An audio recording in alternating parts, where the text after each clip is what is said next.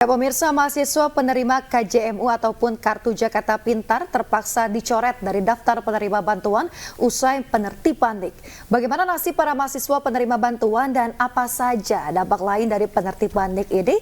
Kami telah terhubung dengan Ahmad Sulhi, Direktur Eksekutif Jakarta Monitoring Network atau JMN. Selamat siang, Pak Ahmad. Selamat siang. Baik, Pak Ahmad, ini mengenai kisruh KJMU, kalau misalkan menurut Anda, pandangan Anda, keputusan dari Pemprov DKI apakah sudah tepat nih untuk menertibkan KJMU?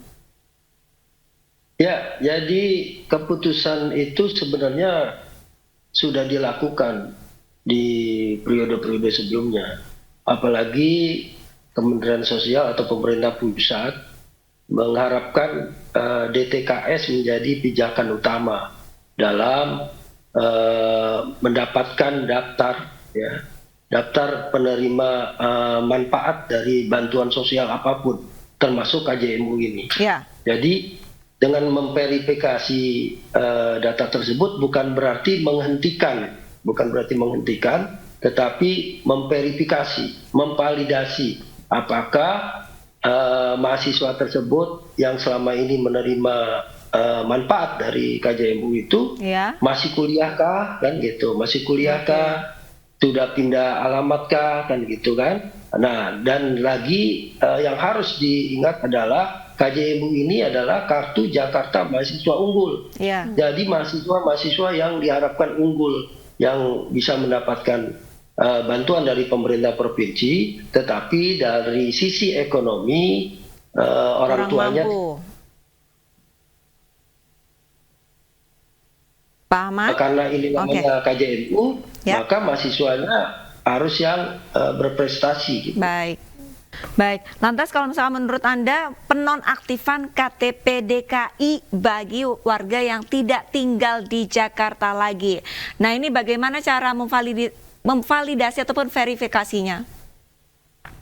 Ya, betul. Memang lagi-lagi warga Jakarta kan beragam ya. Iya. Ada yang memang memiliki tempat tinggal yang permanen kan gitu. Ada yang pindah-pindah atau sering menyewa rumah gitu kan. Nah, ini memang menjadi hambatan ya bagi semua pihak, baik penerima manfaat atau mahasiswa maupun pemerintah provinsi. Oleh karenanya karena memang ini dispesialkan untuk warga Jakarta yang berdomisili Jakarta, yang ber-KTP Jakarta, maka ya upayakan bahwa memang mahasiswa tersebut sesuai dengan aturan memenuhi syarat. Salah satunya adalah domisili. Karena ini diatur oleh Pergub ya. Diatur oleh Pergub berkenaan dengan program kegiatan bantuan sosial pendidikan KJMU. Pak Ahmad, jadi itu menjadi syarat utama. Ya, Pak Ahmad, lantas bagaimana bagi warga yang memiliki aset di Jakarta? Ini kan menjadi kendala tersendiri, Pak. Anda melihatnya seperti apa, Pak? Ya, jadi kan memang kembali ya, ketika memiliki aset dan aset tersebut sudah pasti akan dimanfaatkan, maka warga tersebut yang memiliki NIK ya itu sah untuk bisa kembali NIK-nya dihidupkan, kan gitu ya.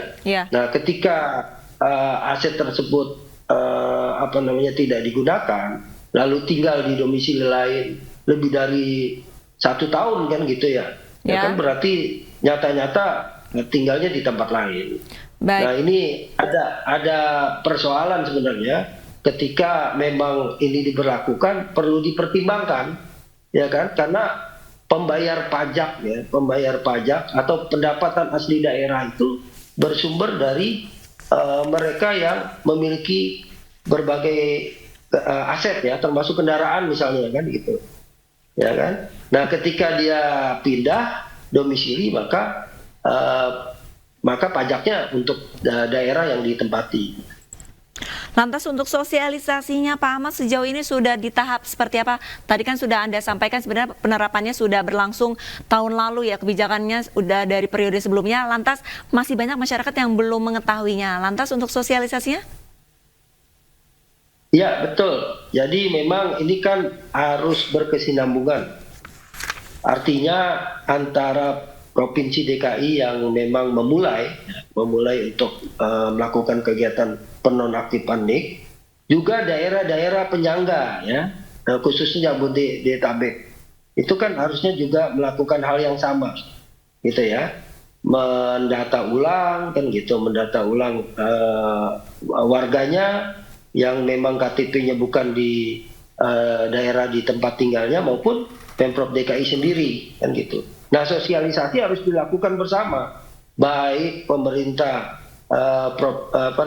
wilayah daerah penyangga ya Jabodetabek maupun Provinsi DKI jangan ragu untuk terus-menerus melakukan sosialisasi di berbagai media, baik langsung maupun di media-media lainnya gitu. Baik, terima kasih banyak atas informasinya Bapak Ahmad Sulhi, Direktur Eksekutif Jakarta Monitoring Network atau JMN, sudah bergabung bersama kami di Anu Siang, dan salam sehat.